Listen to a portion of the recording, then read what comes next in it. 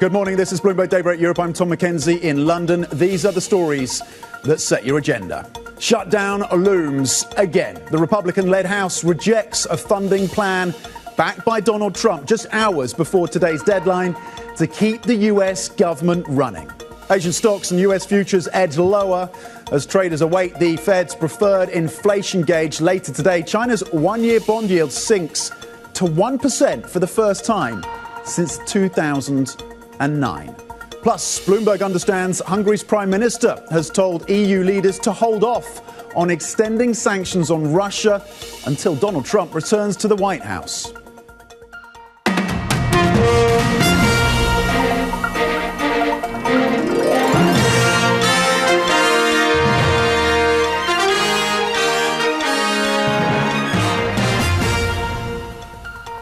Good morning. Happy Friday. It's risk off across these equity markets once again. No relief at the end of play yesterday across US markets.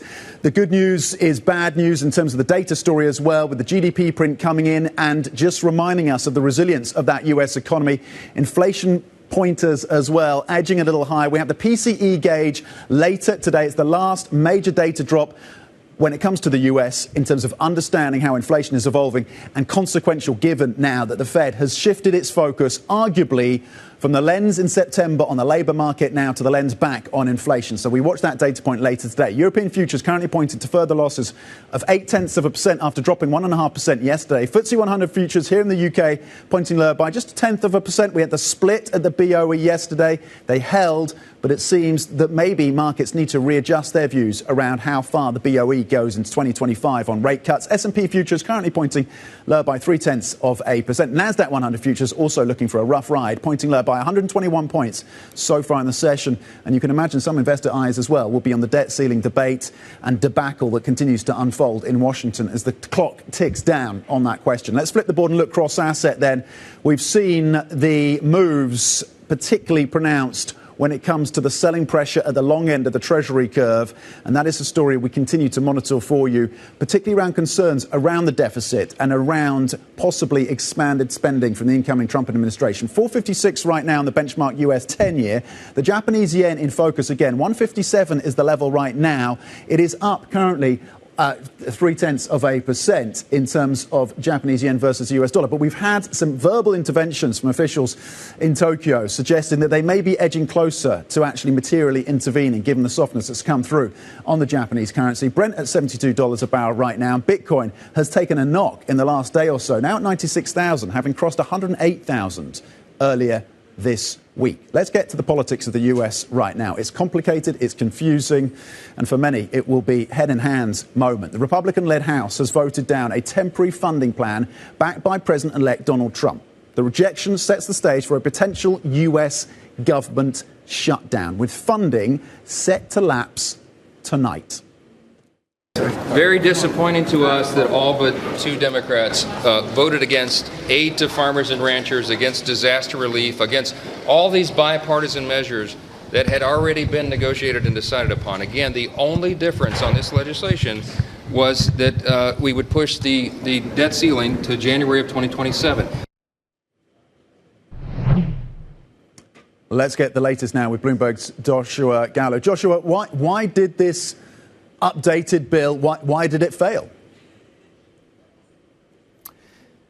Well, basically because the Republicans via President-elect Trump have introduced an incredibly touchy political issue, the debt limit, into a bill that was really seen at the beginning of this week as something that was going to be pro forma. They began by, this is just a continuing resolution to keep the government running for the next 3 months, at which point, again, the issue would have to be addressed. But once on Wednesday, when a bipartisan bill was introduced by Speaker Johnson, Elon Musk, of course, and Trump started weighing in about the problems with the bill and threatening lawmakers who would vote for it, that trashed that bill. And instead, Trump then came in asking for a 2-year lifting of the debt limit, which would clear the decks for him coming in January to be able to push through some of his biggest agenda items, like making permanent his tax cuts from 2017, increasing spending on border security. These are going to cost the government trillions of dollars. So he is going to not want to have that debate going forward. The thing is, that's a massive point of leverage for Democrats. So the real question here is whether they would be able to loosen their grip on that point of leverage in order to pass this today, or if that's something they want to hold on to, because Trump politically benefits a great deal from being able to say that the debt limit was increased under Biden and not by him. Yeah, I mean, Musk coming out and blaming the Democrats and seemingly ignoring the fact that a number of Republicans also voted against this, because, of course, for them it is kryptonite to remove the debt ceiling, at least push it into 2027.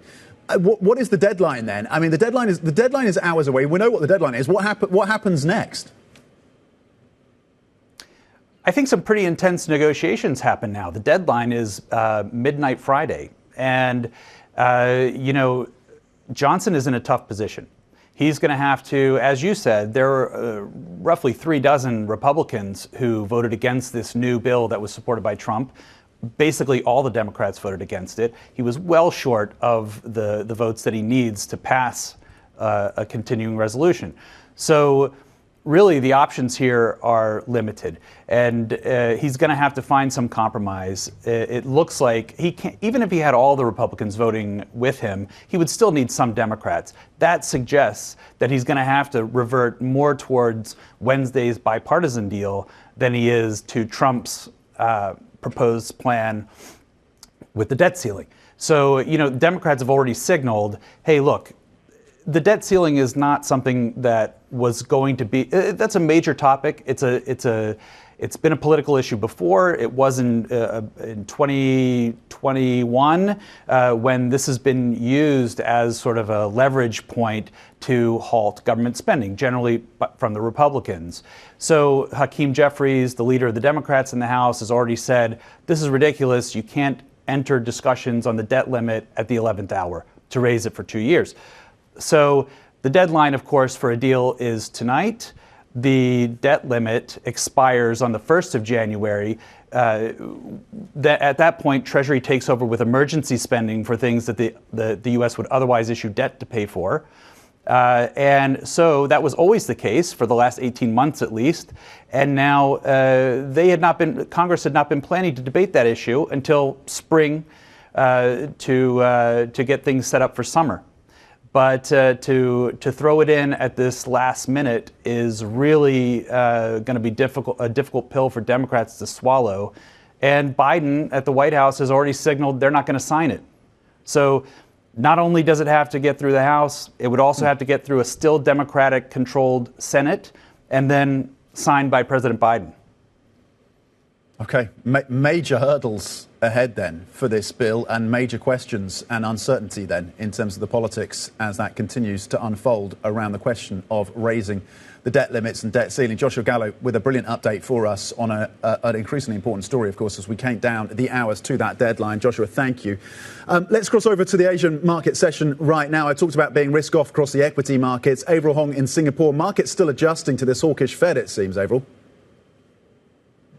Absolutely, and they're still reeling. Look at how the region's benchmark is down for a sixth session, the longest losing streak since April. These concerns about higher U.S. yields, the strength of the dollar, the idea that Asia central banks now won't be able to ease as aggressively. The Kospi is underperforming. Declines on the Nikkei not as bad as we see gains among the export-related names on the weak yen. But the Chinese gauges are also really interesting today because they've turned negative despite some gains earlier in the session. Flip the board, I wanted to rake through what's helping to cap the declines. It's the gains in the chip stocks. We had the likes of SMIC earlier today gaining by double digits. Now, there's no clear catalyst as to why, but there are a lot of rumors flying around chip companies. And we also have some analysts that have pointed to optimism surrounding longer-term prospects, given the government's push towards technological self-reliance. So chip stocks are doing pretty well in China. To the board again, also in China. Today we had them leaving loan prime rates unchanged. This was as expected, but that's not deterring the bond bulls. So much so that the yield on the 1 year actually crossed below the 1% level. And this is amid expectations of monetary easing. And as stock markets are not providing any certainty, the preferred asset class has been Chinese bonds. Now, it's also important to kind of highlight the dynamics between the long and short end of things, because when you look at the shorter end, it seems like there's a preference for it because of the perceived intervention risk on longer dated notes, given how Chinese authorities have been pushing back against the bond buying frenzy. So interesting to see what we're seeing in Chinese bonds today as well. Tom. Okay, Ivor Hong in Singapore. Are we starting to see the Japanification of the Chinese bond market? Now, longer data US Treasuries weakened, causing the yield curve to steepen to a level last seen 30 months ago. Let's dive deeper into these market moves. Bloomberg's Valerie Dartel, of course, always has finger firmly on the pulse of what's happening, particularly in the bond market. Valerie, what does this signal to you?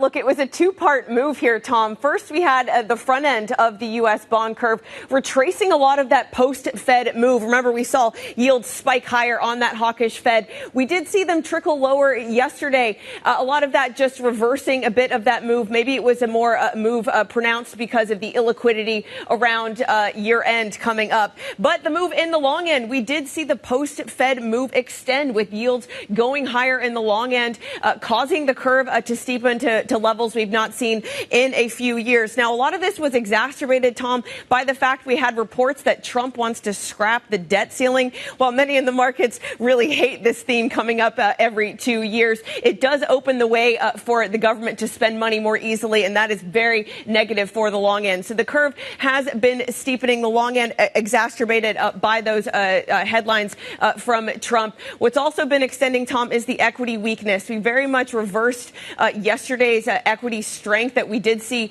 in the afternoon session. We've now closed in the red for 3 days running on the S&P 500. A lot of this having to do with the looming government shutdown you guys were just talking about. If you look at the poly market odds of a government shutdown, we've now crossed 60% chance that we do get a government shutdown before the end of the year. But we do have one more hurdle to get past through today, and that's U.S. PCE. Now, many are seeing this as a market-friendly report, Tom. A lot of inflation analysts out there are calling for a soft print, especially when it comes to the core PCE month-on-month figure. Market does assume we could get a soft print today, which could perhaps help the equity market close in the green. Okay, let's see if we get that soft print then on PCE. Bloomberg's Valerie Dartel, thank you very much indeed with a check on what is some of the key drivers of these markets, with an eye also on that potential government shutdown, with odds on one measure at least at 60%. Valerie, thank you. Here's what else to be thinking about today then. UK retail sales, they drop at 7 a.m. UK time. We're looking at a print, it seems, ex-autofill year-on-year of about 0.9%. We'll see how healthy the consumer is here in the UK in an environment, of course, of higher interest rates. At 12:30 p.m. UK time, the Fed's Mary Daly will be speaking. That's going to be important, given what we've seen in terms of this pivot from the Federal Reserve. We'll see what Mary Daly has to say to flesh out the views as we look into 2025, given the forecasts have been pulled back from 4 cuts next year to 2 by this Federal Reserve and FOMC. And at 1:30 p.m. UK time, we get that core PCE data out of the US, as Val was saying, the large major data drop stateside for this year, expected to come in slightly softer. Will it ease concerns in these markets as inflation becomes a more core focus for this Federal Reserve once again?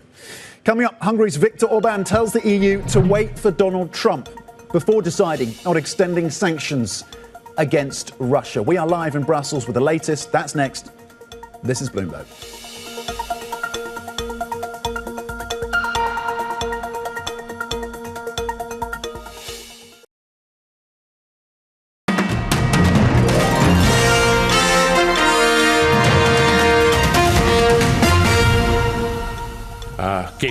I'd like to suggest to the upcoming presidencies to be brave.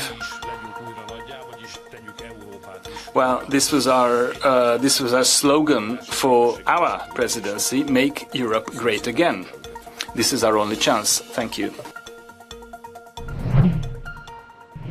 Hungarian Prime Minister Viktor Orban speaking at the EU Leaders Summit yesterday. And Bloomberg understands that Orban has told EU leaders he wants to wait until the inauguration of his ally Donald Trump before deciding whether to extend the bloc's sanctions against Russia. Let's get more with Bloomberg's Oliver Crook, who's been following all of this for us. Ollie, how have EU leaders then been reacting to comments for Orban, who, not for the first time, of course, has become something of a thorn in the side to some of their ambitions? Yeah, this is sort of his favorite role here in the EU, as being sort of a bit of a sort of contrarian and going against the EU. But it's a sort of very serious issue when it comes to things like Ukraine. I mean, the sort of overall message from the EU has been the one that we've heard for many, many years now on the vis-a-vis Ukraine. We heard it again last night from Ursula von der Leyen, saying that the main message today was full support for Ukraine as long as it takes. So this means trying to get, again, more arms shipments, but there is a sort of not a great deal of optimism that they're going to be able to bring a whole lot more to Ukraine, just given how long this has been going on and how long they've been trying to mobilize some of these things. The concern now, Tom, is the focus on actually losing things and potentially losing the ability to continue to roll on these sanctions. How this works in Europe is there have been 15 rounds of sanctions on Russia. These are sort of re-upped every single 6 months. That requires unanimous vote from all 27 member states, of which Hungary is one. And what we understand is that Orban has said basically he will not be in favor of rolling them over until the inauguration of President Trump. The inauguration of President Trump comes 11 days before the deadline to roll those sanctions over once more. So this is going to be a very sort of large concern. And we should say that over this entire meeting, the big question that is looming over virtually every single question in Europe is Donald Trump. And frankly, leaders do not want to give a lot in terms of what they think their policy should be, approach should be to Trump. Everybody is in sort of wait and see mode for Europe, which is not really a very strong or confident position to be in ahead of what could be a very disruptive presidency from the United States. Well, talking of that incoming presidency, Ollie, a line dropping a couple of minutes ago from the incoming President Trump on Truth Social, and I'll read it directly from what is put out on this social media platform that, of course, he owns. He says, and I'm quoting directly, "I told the European Union that they must make up their tremendous deficit with the United States by the large-scale purchase of our oil and gas. Otherwise, it's tariffs all the way!" Exclamation mark, exclamation mark, exclamation mark. Ollie, do we read this as a positive sign? This is, to some, a reminder that Trump is using the threat of tariffs to leverage a deal, or is it a reminder of his intent to go after Europe?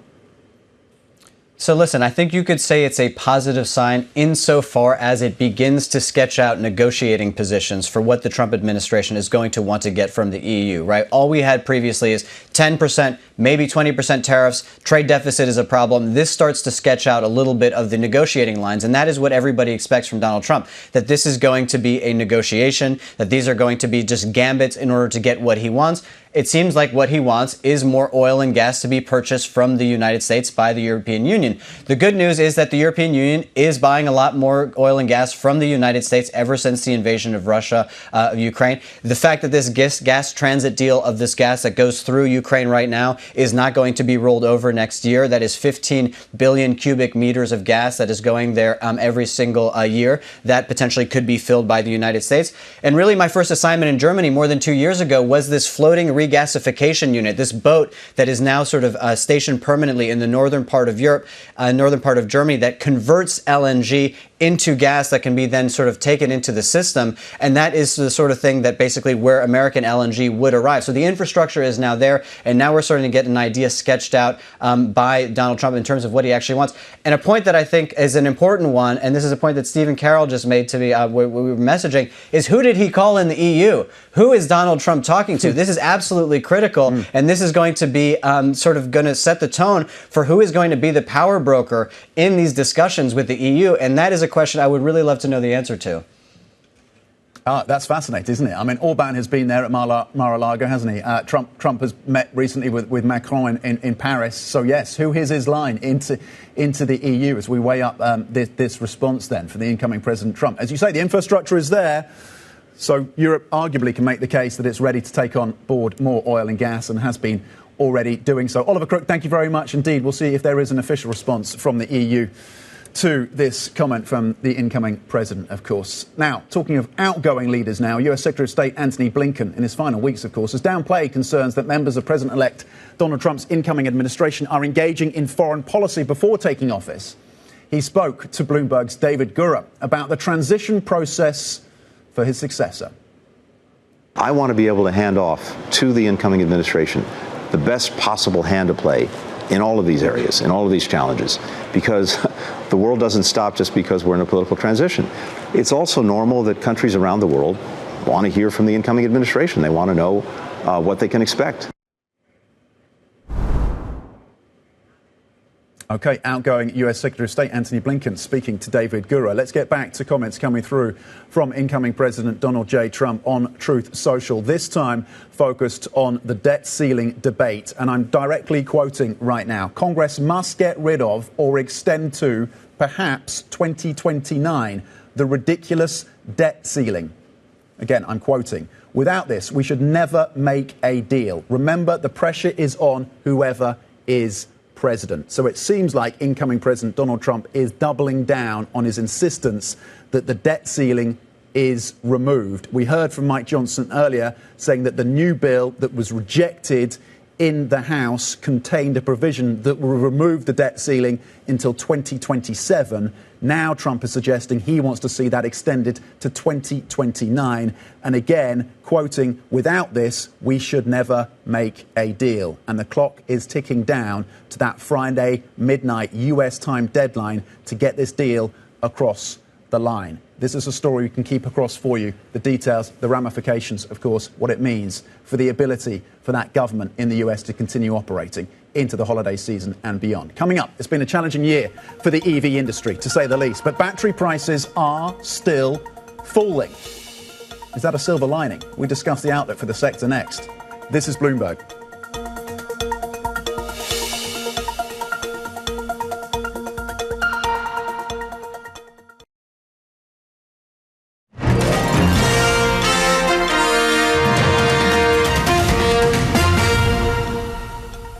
Welcome back. Now, some other stories making the news today. French Prime Minister François Bayrou is aiming to present a new cabinet over the weekend and deliver a budget by mid-February. Appointed Premier, of course, last week. He's under pressure to move quickly and pass a spending bill aimed at putting the country's finances back in order. In an effort to soften opposition, Bayrou says he's open to unwinding Macron's pension reform, but ruled out suspending its application. Federal prosecutors in the US have charged Luigi Mangione with the murder of United Health Group executive Brian Thompson. The 26-year-old's lawyer said the charge is a sign that prosecutors may seek the death penalty. Mangione allegedly shot Thompson from behind on a street in Manhattan earlier this month. And Brazil's Congress has inched closer to delivering weakened key provisions of a spending cut package. It's aimed at easing investor fears about the country's deteriorating fiscal situation. Brazil is running an annual budget gap of 10%.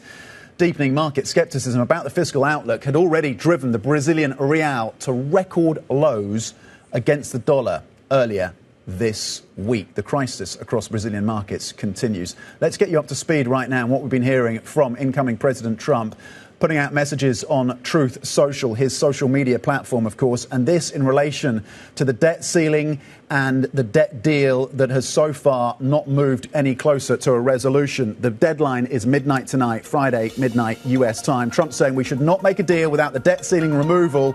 He says Congress should extend the debt ceiling to 2029. Trump appearing to buckle down in his pressure. Stay with us. More on that story coming up. This is Bloomberg.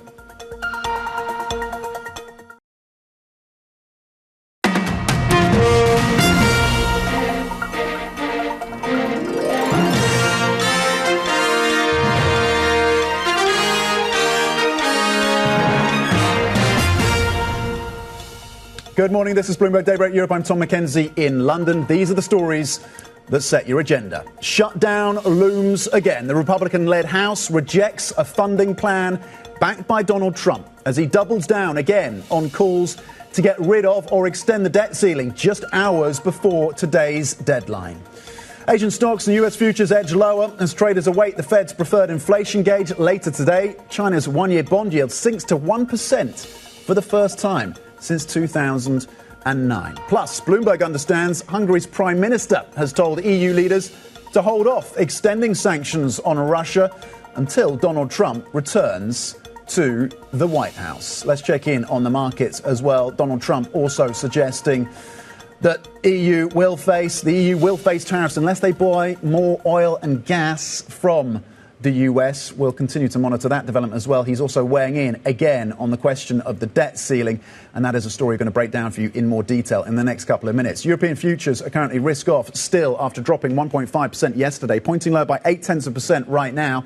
FTSE 100 futures in a slightly less bad setup, currently pointing lower by 0.1%. Markets readjusting their views around the BOE after that split on the MPC yesterday. And S&P futures stateside pointing to losses of 0.2% after a soggy day yesterday across US stocks. Nasdaq 100 futures pointing lower by 101 points. We had inflation data out of the US later today, and of course an eye still on the politics with that looming shutdown, of course, deadline. And the clock is ticking down. Let's flip the board and look cross-asset. We have seen the steepest yield curve since, 2022? The spread between the 2s and the 10s is now at about 25 basis points. The 10s at 455. In terms of the Japanese currency, had crossed 157, now at 156.90. We had verbal intervention. Will we get material intervention as the dollar strength over the yen continues? Currently, you're seeing down by 0.3% versus, of course, the Japanese yen. Brent at 72.66 and Bitcoin at 96,650, down 0.7%, having crossed 108,000 earlier this week. Let's get to what's happening in terms of the EV space in Europe, and a challenging year, of course. We have seen sales growth slowing. What that means in terms of demands for EVs, what it means for the battery space as well. Here to tell us more is Andy Leach, an associate in Bloomberg NEF's energy storage team. Andy, $100 per kilowatt hour, often touted then as the level where EVs reach kind of price parity with petrol and diesel vehicles. How close are we to that level at this point? So BNEF data shows that we're at $115 a kilowatt hour across all battery segments. When we dive into the EV battery segment, however, this is down at 97. So we are across that threshold or often touted threshold of $100 a kilowatt hour. However, in different geographies and different segments, so different sizes of vehicles, different price points for batteries make EV and ICE vehicle models the same price. In China, we're seeing 64% at the minute of EVs are actually cheaper than their petrol equivalent. This is being driven by low commodity prices, typically lithium, which is across all different battery chemistries, as well as overcapacity in the manufacturing space, and as you already mentioned, slowing EV demand. OK, so we're getting back to parity, close to parity in Europe. China is already below that and cheaper, and that is being reflected in terms of sales of EVs in the world's largest car market. Batteries are just part of it. What about batteries? What about storage and developments there? Sure. So storage, so grid-scale storage used to even out the intermittency of renewables such as wind and solar has been growing rapidly. So last year we saw an uptick of 150% or over 150%. This year over 50% again.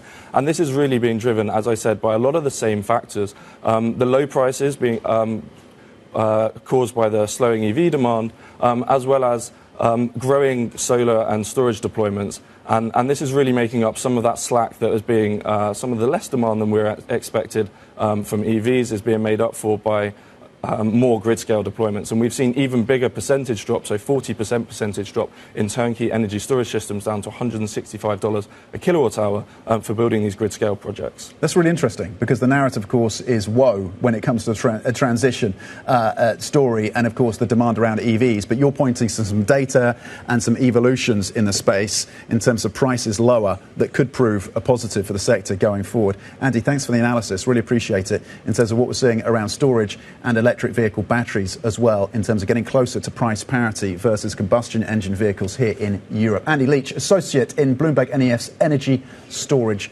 team. Now, markets are turning their attention in the US, of course, to the PCE inflation data out later today. It is the last major piece of data for the year, and it follows the Fed's latest hawkish policy pivot. I'm joined by Sonja Marten now, head of FX and monetary policy research at DZ Bank. Sonja, thank you for joining us. You'd have to be brave, wouldn't you, to bet against further strength in the US dollar. It's been a wrecking ball for the EM space. Is there anything that derails the dollar at this point? Well, I mean, we have seen a very strong dollar, and it is very likely that we're going to continue to see dollar strength. However, just we have to be very aware of the fact that the market has priced in a lot of good news that haven't actually quite happened yet. I mean, we are talking obviously about a more hawkish or less dovish Fed. That has happened, so that's good news for the dollar. But the market is betting on stronger growth in the US. It's betting on higher inflation as a result of tariffs. And to be honest, at this point, none of us know exactly what's going to happen once Trump has moved back into the White House. So at this point, I'm a bit concerned that there might be actual scope for some short-term disappointment. Short-term because, it's likely to be short setbacks rather than a trend turnaround. But, I'd just be wary of the markets turning into a bit of a one-way street at this point. So let's see what happens in January and see what happens after Trump is inaugurated. And I think then hopefully we'll have a clearer picture and, don't have to do quite so much guesswork. Yeah, there is a lot of guesswork, isn't there? And we're getting indications and a reminder of the volatility that comes with the incoming Trump administration today. What assumptions, Sonja, are you making about the trajectory for rate cuts? I was talking to ANZ Bank earlier. They have a view that they go with 3 ultimately in 2025, which seems to align with your view. There's quite a gap between 3 and market pricing for a little over 1. Yes, the market has sort of had priced 2 before the Fed meeting, is now pricing so just over 1. We're still at 3. I mean, I will say that obviously it is very difficult right now because, again, we don't know when the tariffs come. And this is the crucial point in this forecast. If tariffs come early on in the Trump administration, that will mean that inflation will rise almost immediately, and that will close the window for the Fed. And that could mean, yes, that they can only cut, once or maybe twice. If we assume, which we do, that the tariffs will come a little bit later, that Trump will try to make deals and he'll use the threat of tariffs to bully basically other trading partners into submission, and that way you could argue that if tariffs will come, they will come later on and maybe a little less aggressively, and that leaves more scope for the Fed to cut rates. So crucially will be the tariff strategy. And yes, currently we are still looking at 3 rate cuts, but it's now very unlikely that we'll get one in January. OK, unlikely we get one in January. Your thesis around Trump, though, seems to be playing out. It's being reinforced, certainly from the headlines crossing today. Trump threatening the EU with sanctions if it does not buy more oil and gas. Talking of the EU, how vulnerable is the euro to tariffs from Trump? Well, quite vulnerable, to be honest. I mean, when you look at it, particularly through the German lens, which obviously we tend to do, we have very weak growth here in Germany right now. We have political instability with an election coming up, and Trump will mean less growth for us because the tariffs will hit our industries hard. Cars and manufacturing will be hit by this, and that's assuming that the EU doesn't hit back massively because, obviously it's one thing that we are hit by the import tariffs the US imposed, and that will mean less growth for us. So we're quite vulnerable there. Worst case scenario would obviously be if the EU would retaliate with massive tariffs of their own, which would then generate high inflation. So then we'd be hit by a double whammy, so it definitely isn't good news for us, the Trump administration, at least for the foreseeable future. That might change, but for now it's definitely bad for the euro. Do we get to parity, do you think, Sonja, next year? Oh, yeah. Yeah, definitely. Well, not this year, so I'm not necessarily betting on the next couple of weeks. Although thin trading, you never know. But yes, I think parity sometime early next spring. It's almost inevitable. Okay, early next spring. We're at 103 right now. Right now, 103 euro dollar. Look, I like how frank you are about the uncertainty on Trump as well. Looking ahead, the Japanese yen. There's been a bit of strength in the session today. We've had that verbal intervention up 0.3%. We're at 156.91. Is there a level at which you think it forces the hand of the BOJ in January? Is there a level that you are scrutinising? Not so much a level. I think they have tried very carefully in the past to make clear that it's not a level, but it's the size of the move that triggers their interventions. But, the BOJ has this thing, they keep shooting themselves in the foot. I mean, they have made a monetary policy turnaround, and this could have been the starting point for a much stronger yen or a stronger yen. But then they keep telling markets that they're going to have to wait and see. They're quite dovish in their statements, and they're sort of ruining it every time. And this is what keeps happening, and this is what's happened this time, right? They're just very cautious in their wording.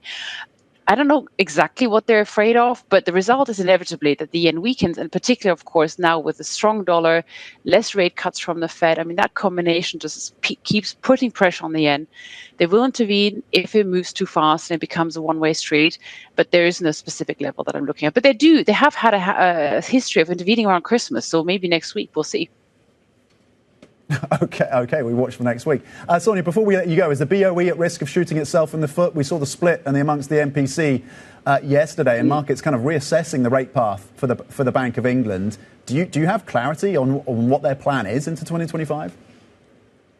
I'd like to see yes, but I don't think they have clarity, so that makes my job even harder. I think it's just going to be a very cautious path forward. I mean, the central banks like to talk about data dependency. I mean, this is the prime example of data dependency. I mean, they're literally moving from one number to the next, trying to figure out what the best way forward is. And I think that is the right thing to do at this particular point. They will continue to cut rates, but they'll just be really careful because they have this inflation problem to worry about still. So they're not going to pre-commit, which is clever because, we saw with the ECB that can also backfire. Oh, yeah, that certainly can. OK, no pre-commitment expected from the BOE. Sonja Marten, Head of FX and Monetary Policy Research at DZ Bank. Always informative and entertaining. Sonja, thank you. Now, later today, we're going to speak with San Francisco Fed President Mary Daly on the Fed's decision and outlook for next year. I mean, given the pivot that we've seen this week, that interview and that conversation will be really worth your time. So do tune in for that. That's at 12:30 p.m. UK time.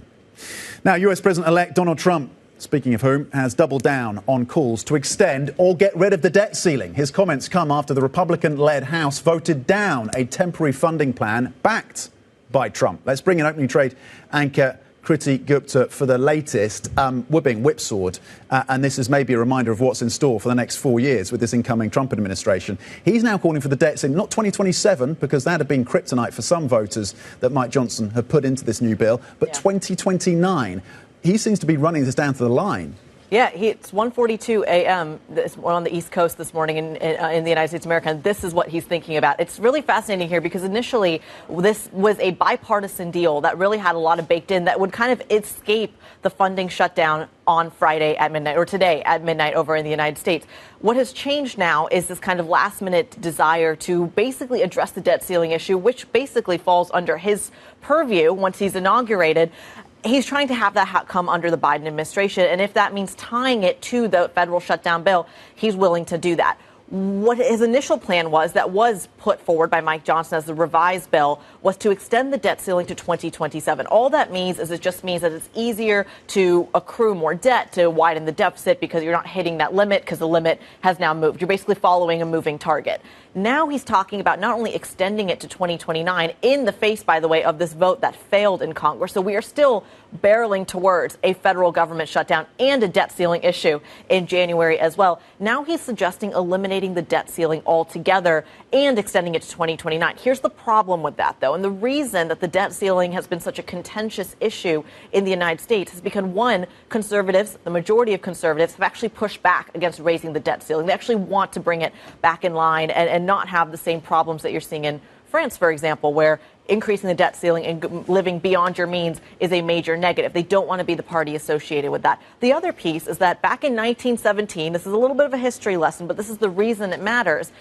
Congress had to get approval to the Treasury every time they wanted to do something, issue war bonds, create subsidies, add pandemic aid, disaster relief. That all had to go through congressional approval rather than the Treasury just being able to issue that debt or get that fundraising. That's why the debt ceiling baked into it can help you go around it and make that process a lot easier. So removing the debt ceiling could help these conversations on things like federal shutdowns every couple of months. But it also makes things harder to get that aid and get that funding to the rest of the country when needed. I mean, it's fascinating, isn't it? As you say, the Republicans, many have used this as a cudgel, haven't they, the debt ceiling, in years gone by. You're taking us all the way back to, when did you bring it? 1970? Was it 1917? Did you say 1917? Yeah. World War I, 1917 to present day, and the next few hours, of course, Kriti, on the views as well of incoming President Trump when it comes to Europe. He's also taking aim. So we've got the debt ceiling to contend with and the potential shutdown that you say we're barreling towards.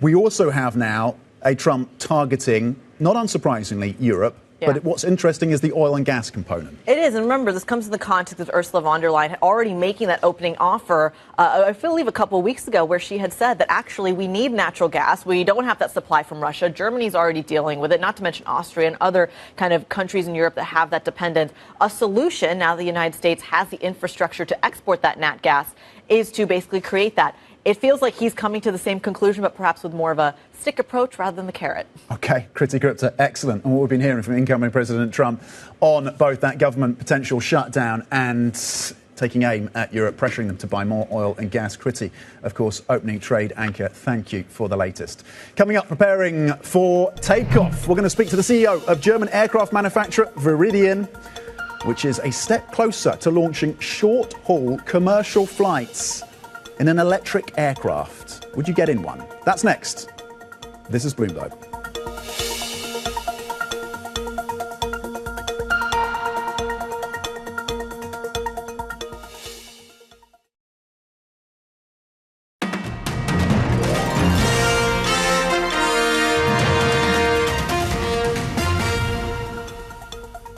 Welcome back. Now, German aviation company Vaeridion has raised 14 million euros to roll out its electric microliner by 2030.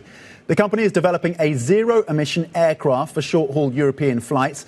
That's as the industry makes a push to cut emissions. I'm joined now exclusively by the CEO and co-founder of Vaeridion, Ivor van Dartel. Ivor, thanks for joining us, formerly at Airbus, of course. Now you have this funding, you have a move in terms of the regulatory approval. That seems to be getting closer for you and the team. How confident are you that 2030 is a time frame that sticks in terms of getting this aircraft in the air and into your clients' hands?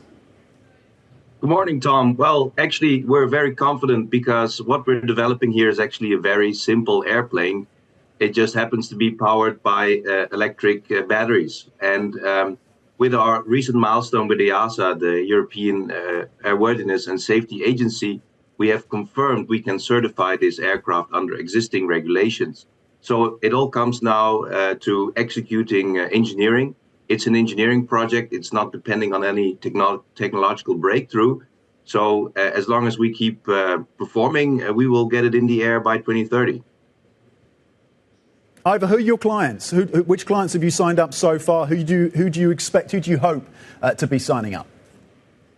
So right now we work with a number of operators who are public. One of them is Aerodienst, who is a business aviation charter, but they also do flights for tourists who have to be repatriated when they get sick or when they're injured. We work with Copenhagen Air Taxi, who does island hopping flights for Danish islands. We also work with ASL Group from Belgium and the Netherlands, also a chartered operator. But we also aim to sell our microliner to regional operators who typically fly smaller turboprops into areas where you have demand, but maybe not to fill up a big commercial airliner. And our unit economics will allow those operators to serve those communities which do have people living somewhere who need to go somewhere, but for equivalent fares as you would pay on a commercial flight. Ivor, look, this sector has faced its challenges, hasn't it? It's clearly capital intensive. There's a regulatory framework to work through as well. Lilium has filed for bankruptcy. Volocopter as well is facing its own issues. What have they done wrong? And does Europe need to do more to support the space? Well, I wouldn't want to say they did anything wrong, but clearly they have chosen to develop a much more innovative air vehicle that is completely new. And what we're doing is essentially developing a general aviation aircraft within existing flight physics. So our challenge is a lot smaller than what they are facing. And what Europe should do different, I mean, there's actually a lot of public funding going into research for sustainable aviation. And there's no lack of capital. There's also no lack of public funding, I would say. Perhaps it could be distributed a bit differently. Obviously, a lot of this funding is going to the national champions in our industry. But some of these, let's say, challenging projects are in better hands with new, smaller companies like ours. Ivor, before we let you go, what is the market size of this sector? What is the market opportunity? And ultimately, does your former employer Airbus come knocking and just buy you guys? Well, I don't know if they would. I don't know if I want to sell it to them, but And the market size, there's basically two scenarios. If we just look at existing turboprops worldwide, there's 15,000 aircraft in operation that need to be replaced. Some of them are very old. That's an $8 billion yearly sales market, just replacing existing old turboprops. But the actual market opportunity is much bigger because there's this opportunity called regional air mobility, which allows us to use existing regional airports with the superb unit economics that we have. And then McKinsey suggests that this market opportunity is 115 billion sales yearly, because suddenly people will no longer commute to big commercial airports. They can go to their local regional airport and get a direct flight to where they need to go. And that will increase the demand for this kind of aircraft a lot. Vaeridion CEO and co-founder on the back of raising that 14 million. Ivor van Dartel, thank you very much indeed on opportunities in that space with regulation as well in focus. We appreciate your time. There's a lot more coming up. We're going to check in on just how wide that debt ceiling debate has become in terms of the run-up of debt stateside. We're also going to be getting you up to speed on that yield curve steepening story as well. Stay with us. This is Bloomberg.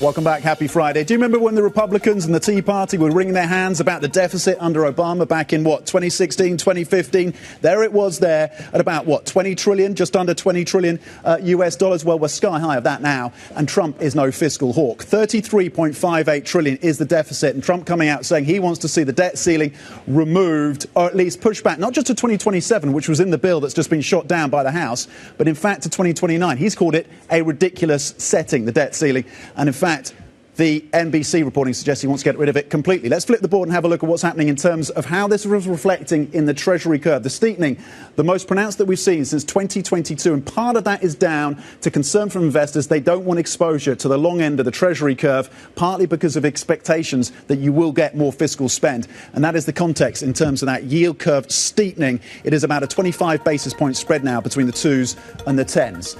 Staying with us, we are going to have a conversation on the Fed, of course, with Fed President Mary Daly. Stay tuned for that one, 12:30 p.m. UK time. Also, 10:30 a.m. London time, Carlos Ghosn, formerly, of course, of Renault Nissan. The opening trade is next.